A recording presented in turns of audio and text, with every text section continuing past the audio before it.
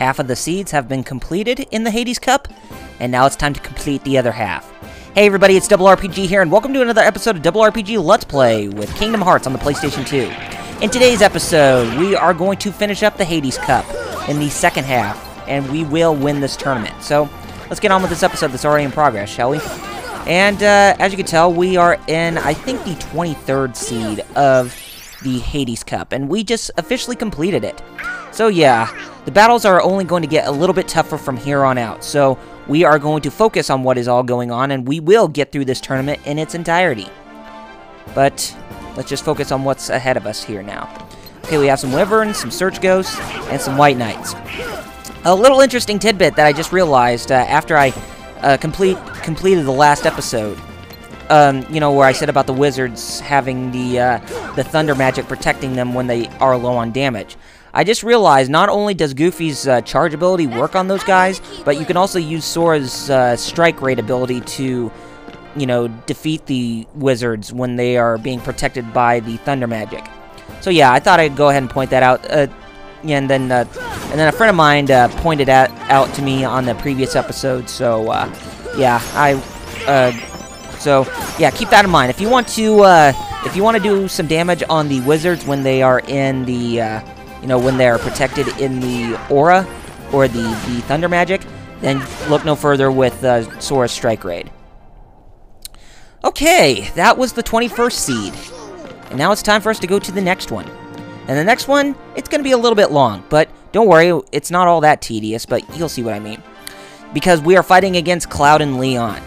Doesn't really matter who you take down first, but if you want to take down, you know, if you want to take down Leon first, you can, since he has the lowest amount of hit points when you're fighting against Cloud, and Cloud has the higher hit points, but he also has the highest experience points count. So, yeah, just keep that in mind if you know, when determining who you want to take down first, as Cloud seems like he is the strongest in the group.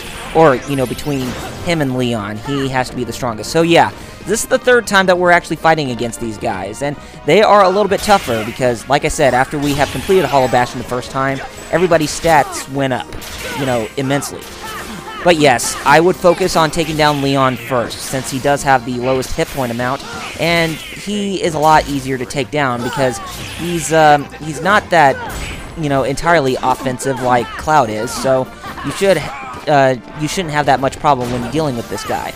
I mean, when you were fighting against him when he had Yuffie with him, you had to take down Yuffie first. But in this battle, it's Leon who's going to have to go down for the count first. So that way you can focus with Cloud. You know, I usually consider taking down the weakest first before you fight against the strongest, so that way you won't even have that much distraction when you're fighting against the strongest, because you will still take damage from the weaker, you know, from the weaker enemies, but yeah. So it's a little, there's a little tidbit of information for you right there, so that way you can, you know, try to win your battles a little bit more thoroughly. Okay, we have taken care of Leon, and now it's time for us to take care of Cloud, and as you can tell, he has less than 600 hit points on him left. So let's go ahead and focus on what is going on at the moment, and we will take him down. But of course, watch out for that impalement ability that he does from the ground. I'm not sure if that's supposed to be braver or whatever, but anyway, I don't think it really matters. I think it's just you know, strike down to the ground, and he has darkness imbuing out of the sword or whatever. And when he's not supposed to be a dark character whatsoever, he's actually supposed to be a character that's supposed to have light within him. But of course, that's not always the case, as Cloud is always unsure of himself. But he's using the power of darkness. Basically, he's using Vincent's chaos ability to try to protect himself and do damage to us 5 times. This is like when we fought him the second time around. So, yeah, you can protect yourself against those strikes by using the guard, and you shouldn't be able to, you know, get that much damage from him. But of course, when he does that, ouch! When he does that dash strike or that dash pierce, then you should be able to, then you should be able to get out of the way. Okay, so let's finish him up. And he has less than 100 hit points, I think. Okay, so let him do his little dash strikes again, and then we will finally finish him off for the count. Come on, get out of the way. Okay, you're down for the count, Cloud. There we go. He has 1,000 experience points after we defeated him. Okay. The third time fighting against Cloud and Leon has been completed. And we also get a new Keyblade for Sora, which is Lionheart. Lionheart is the name of Squall's ultimate weapon in Final Fantasy VIII. And, you know, a little interesting tidbit is that when I played Final Fantasy VIII for the first time back in 1999, I really enjoyed it for what it was, but as I grow up, now, it really doesn't hold up that well. So it's one of those games that I feel has not aged that well. I mean, it's still a good game in its own right, but there are just plenty of things that really deviates itself from, you know, the gameplay of a traditional Final Fantasy game. So, yeah, it really hasn't aged that well as a game. So, but I believe that Final Fantasy VI and Final Fantasy VII have, so. And Final Fantasy IV, so, yeah. Okay. And I don't know what, and I really don't know what the deal is, why so many people don't, you know, really dislike Final Fantasy VII. I think it's because there are too many fanboys of Cloud Strife and Sephiroth, so that may be the case. But when you're taking a look at the gameplay, it's really not all that different from a traditional Final Fantasy game, so yeah, I think, you know, some people tend to miss the point with that, but I do agree that it is overrated because, you know, with many people saying that it's the best. I mean, it's the same thing with Ocarina of Time. Many people think that Legend of Zelda game is the best, but I don't even think it's the best. Well, that may be the best in their opinion for the 3D feel, but in my opinion, I think the best 3D Zelda game right now, and the ultimate one for the, you know, in terms of the 3D perspective, is Skyward Sword. And even Miyamoto said that he sees Skyward Sword as the ultimate Zelda game. And I personally agree with him. At all extents. It's really that well made. Okay, so, but yeah, I just, you know, kind of find it weird. You know, back when Final Fantasy VII released, a lot of people enjoyed it, but then after about, you know, 5 or 7 years later, a lot of people find it overrated. Not sure if it's because, you know, of the amount of fanboyism that goes on within that game, or, you know, the dumbing down of Cloud to where they actually made him more vulnerable in Advent Children, or whatever it is. But, you know, it's just, you know, with the gameplay, it's still pretty solid, you know, for a traditional Final Fantasy game. Okay. I mean, sure, it might have been different because of it going in 3D for the first time, but it doesn't mean it's all that bad. And I still think it's probably the perfected 3D Final Fantasy game when you compare it to, well, I say it's a tie between that and Final Fantasy IX, but in terms of, you know, for what it showed the first time around, that was some pretty solid stuff. But yeah, I do agree that Final Fantasy IX is definitely a much better game because of it going back to the roots after, you know, the complete deviation from 8. But yeah, Final Fantasy IX is pretty good. And, anyway, let's get back on track without me talking about Final Fantasy games. Well, even though there are elements of Final Fantasy in the Kingdom Hearts franchise, but we should be focusing on Kingdom Hearts. And as you can tell, we are in seeds 19 through 10. So, yeah, and as you can tell, the setting has been changed because there are trees that are surrounding the, you know, the stage. Well, dead trees, and I think it's supposed to be a representation of the underworld, in a sense. Because, let's face it, we are going to be fighting against Hades in this cup after all. Since, you know, the name Hades Cup. And you might be surprised that he's not actually the final, you know, the boss, the main boss of the, you know, of the Hades Cup. Because we are going to be fighting him pretty quickly. Okay, I think we now got to the point where we are going to be fighting against the stronger Heartless. Basically the Invisibles, the Wizards, the Angel Stars, and whatnot. So, yeah.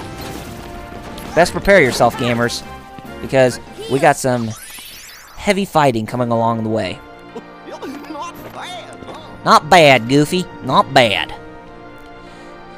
And I did manage to beat, you know, Magical Quest starring Mickey Mouse last night, and I gotta say, I really liked it. You know, for a traditional side-scrolling game, it has a lot of promise, and it, you know, it really holds up for a cartoon-based video game. And I think Capcom did a really good job knowing how to handle cartoon-based games back in the day. You know, making sure that they're fun to play. I mean, kind of like the same thing with Konami when they handled some of the other properties, you know, like Ninja Turtles, Batman, Bucky O'Hare, and Tiny Toons, and some of those others. So yeah, if you give the games to the right developers, then they will know how to do a really good job. And, for, Square Enix handling, Disney-based properties within this game, under Tetsuya Nomura's direction, they actually do a pretty good job, too. So, this is one of those things where, maybe a cartoon-based game, that's based off of this, even though they're mostly movies that are cartoon-based, that takes place in this game, in this universe, that Square Enix or Tetsuya Nomura did a really good job of, too. So, yeah, it's like a blessing to see that magic, of how great a Disney game was back in the day, come back in this game. And I will be doing some live commentaries on, some of those, I'll probably do one on Magical Quest sometime soon. And why did I pause? Oh well, sorry, folks. Okay, so, yeah, I will be doing Magical Quest soon, but I'm wondering if I should do that right after Super Mario World, or, wait till I do something else. I'm sure some people would want me to do, Super Mario World 2 Yoshi's Island on the Super Nintendo. I personally don't mind it, but it probably won't be a 100% run because I would need to spend a lot of time with it to try to get 100% within every level to complete every stage. And I know there are lots of stages within that game that are pretty difficult, but we'll have to see. Okay, now there's only one more battle in this set of seeds. Yo, hey, how you doing, everybody? Yeah, got a minute? Hades, Lord of the Dead, nice to see you. Hey, guess what? I got a place down under. Never thought you'd hear some dialogue again, huh? Well, now you did. So yes, we are fighting against Hades, and as I said, he is not the main boss of the Hades Cup. You will be surprised who is actually the main boss for this cup, but for right now, we are focusing on Hades. And as you can tell, he has a high hit point amount. Basically, which is the same for most of the bosses that we are fighting against right at this instant.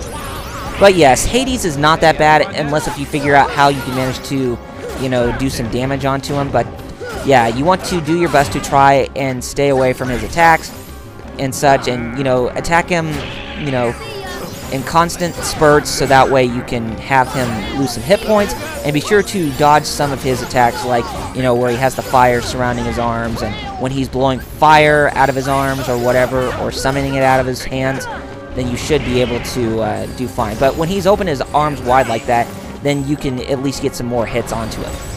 And of course, when he's doing this, where he's spinning around the stage with Inferno coming out of his arms, then you're going to want to, run along the direction, how Hades is spinning around, so that way you don't get hurt by the flames. But yes, Hades, for the most part, he's not a bad boss, but you gotta love the dialogue for, Hades in this game. I mean, it's the same guy who played Hades in the Hercules movie, so at least there is some good merit towards that. With Hades having that, that casual and just narcissistic attitude. Well, I wouldn't say narcissistic, but more of that snarky attitude for a Disney villain. But of course he's still evil like most of the other Disney villains. But yeah, his attitude is pretty snarky to say the least. And I tell you, he does get pretty angry when he turns red like that, or when the fires are red. The fire is red, or it's red. Also, you guys might be surprised. I got a very special surprise coming for you guys within the coming weeks, but I'm going to keep it a secret. But some of you might actually be excited as to what's going on, with this announcement. But I will, like I said, I'll be explaining that within the next, probably in the next 2 or 3 weeks, as soon as, things get through. But yeah, you might be very surprised as to what is going to be going on with me, for the rest of this time, with my time on YouTube. And I'm going to be here for quite a long while, but yeah, it should be pretty exciting. I was pretty excited too, and I will tell you soon. Anyway, we're done with Hades.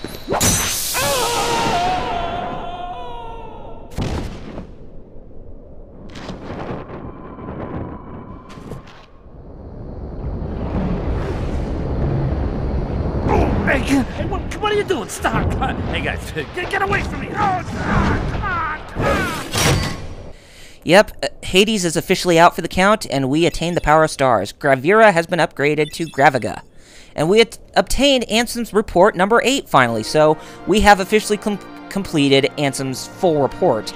That's in relation to the Heartless. But we'll probably read that in the next episode. But as of right now, we're going to focus on finishing up the Hades Cup here. And we're in the last... excuse me. We're in the last 10... Actually, not 10, but last 9 seeds of this cup. And then we should get first place and, you know, complete this tournament. And then go home happy. And I gotta say that these last few battles that we're fighting, that they can they could go on for a little long while, but that usually depends on what types of enemies there are and how long it will take to defeat them. But for the most part, yeah, we're gonna have things are gonna go on a little bit longer than usual, but we will get through it. Like I said, we're gonna plow right through this thing. I'm no holds barred, baby. And besides, we're at the last. We're at the last set of seeds before we get, before we win the tournament, and we're gonna be champs again. And we managed to defeat Hades, so at least there is no worry. And there he goes, and there goes Wizard using his, using its thunder-based magic to protect itself. And that's when you can use Strike Raid on it. But I evidently did not use it because, well. Anyway, let's go ahead and go to the 7th seed. Invisible Fear, Stealth Sneaks, and 3 Invisibles. So yes, there is another Stealth Sneak in this tournament. So we're going to have to, defeat it. Well, basically, it's that different skin for the Stealth Sneak that goes under a different name in the Final Mix version. But yes, it's time for us to do a number on this guy. Uh-oh. The Invisibles are trying to attack me while I take down the Stealth Sneak. Oh, thank you, Donald. You are such a generous guy. Let's go ahead and see if we can try to finish this guy off before he does his, his normal attack routine. I wonder if we'll be able to. Yes, we will! Alright, that Stealth Sneak has been down for the count. Or is down for the count. So let's go ahead and finish up the Invisibles, and then we will complete this battle. Okay, I think that's the last one. Come on. There we go. Yes, it was. Oh, man. That was quite a hectic battle there. Yes, Donald, we did well. Okay, so it's time for us to get on with the next fight. Mad Mushrooms. Now, normally you could do this, if you want to, but you don't really get anything special from these guys, so you can go ahead and you can attack them. I think you might get something special if you manage to keep them within the stage for quite some time, but for the most part, you actually don't get a whole lot. So you can go ahead and, leave them alone as they are and just head to the next battle. Like I said, I really don't waste my time with these guys if it comes to a tournament, a tournament cup that takes place here in the Olympus Coliseum. Okay, so this is, I think this is the Dark Ball X, or the Dark Storm X, meaning we're going to be fighting against pure-blooded Heartless in this battle, meaning that there are shadows and dark balls that we're going to have to fight against. Yes, dark balls! Dark balls? Dark balls? Or dark balls? Ew! Not fireballs! Yum! But let's go ahead and finish up these guys, and I think this is the last of these guys showing up within this battlefield, or within this field of battle. And then we will move on to the next seed. But yeah, let's focus on finishing them off, and then we will go to the next fight. Very good. Oh boy! I can't even do Donald well. I'm not sure how many people can actually do Donald's voice really well. I mean, I can do well with trying to imitate Goofy and Mickey. And I know some people, when I was growing up, when they were related to, when they knew about this game or when it became really popular, some people thought that I, sounded like Sora very well, or I may have sounded a little bit like Roxas. But, and I kind of feel the same way. But I tend to have a bit more of a bright personality. So, yeah, it was very interesting to see that, some people said that I have a voiceover that's kind of like Hallie Joel Osment and Jesse McCartney. So, yeah, that's pretty sweet. And we took care of one Stealth Sneak, and let us take care of the other. And it's going to come out of hiding, and it's going to be shooting eye lasers at us. Eye lasers. I'm a firing my laser from my eyes. Bzzz. Not, I'm a firing my laser. Bah! Because there are no lasers coming out of its mouth. So, yeah, you get what I'm saying. Okay, Twin Mirage has been completed, where we defeated the 2 Stealth Sneaks.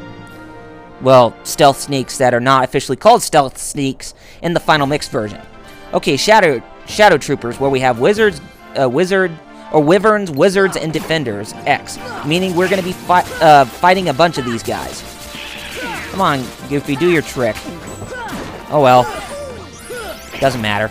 Okay, so yeah, this is one of the longer battles that we're going to have to go through, but it's not a lot longer than the one that we're going to be going through, you know, the one that we're going to go through next. Oh boy, this does not look good. You know, fighting against wizards when there's 5 of them, when some of them can actually use the thunder magic to protect themselves, yeah, that's not a good sign. Finish that one off, and who do we fight against next? Okay, we got a defender joining the battle, and we got some wyverns. But I don't think that's the last, you know, that's the last of those enemies. I think there's one more set before we complete this seed. Ooh, Sora leveled up with the defense increase, and he learned MP Rage. So every time when he takes damage, no, basically the MP Rage is every time when you take damage, your magic point gauge will increase further. Well, it will restore a lot faster. So let's put it that way. Okay, so let's go ahead and finish this up, and then we should be done with it. Well, done with this battle. Then the next one, it's going to be a little bit more hectic. You got that right, Goofy. My man. Alright. Okay, Final Battalion. Dark Ball X, Angel Star X, and Invisible X. So, yes, this is probably the strongest battalion of Heartless that you're going to be going up against, because we have Angel Stars, Invisibles, and Dark Balls giving us trouble. So, 2 Pure Bloods and 1 Emblem Heartless. Well, pretty much the strongest Emblem Heartless, the strongest Pure Blood, and then probably the second strongest Pure Blood. So, yeah. Pure Bloods and a few Emblem Heartlesses, or Heartless galore. And it can get kind of tedious because of the enemies that appear within this place. And you want to do your best to try to, you know, finish off these guys quickly. And it doesn't really make things easier when you're playing in the tournaments by yourself as Sora. So, yeah, it really makes it a bit harder. So, you know, try and be careful when you're, you know, playing in the, you know, in the Hades Cup by yourself. Well, when you have Sora by yourself, or Sora by himself in the fight, or in the battles. But we will get on with that, where, you know, when we get to that type of fight later on in this Let's Play, it may not be long till we get to it, but probably in the next couple episodes or so. But yeah, I will be doing a, you know, probably a, you know, what do you call that word? You know, a time lapse of the, you know, the battle, you know, of the Hades Cup with Sora by himself, you know, to where we can get through it, you know, just fine while music's playing in the background. I think we'll do it that way, but, you know, just for right now, let's just finish this up, and you will see what it all consists of. Okay, so go ahead and finish off this guy. Okay, very good. Alright. And I also gotta say that with the... I mean, there's 3 types of battles you can go through in the tournament. You can go through the normal battles, which we are doing right now. There's also one where you can have Sora fight by himself. And there's one where you can go through a tournament, but you have to beat, you know, you have to beat it within the specific time limit. But it's not always that easy. But if you're at a really good enough level, then you should be able to take care of it without any problems. Come on. Thank you, Donald. And, you know, this last strand of Heartless, it's probably the toughest, and you're probably prone to getting defeated at this point. But, you know, if you keep moving around, and if you keep evading enemy attacks, and, you know, keep an eye with all your surroundings, then you should be able to do fine. But, for the most part, we did fine. Very good. Yes, we did, Goofy. But it's not over yet, because there is one more that we have to fight against, and like I said, you will be surprised who it is that we're fighting against in this next battle. Everything has been cleared out in the arena. And we're fighting against Rock Titan.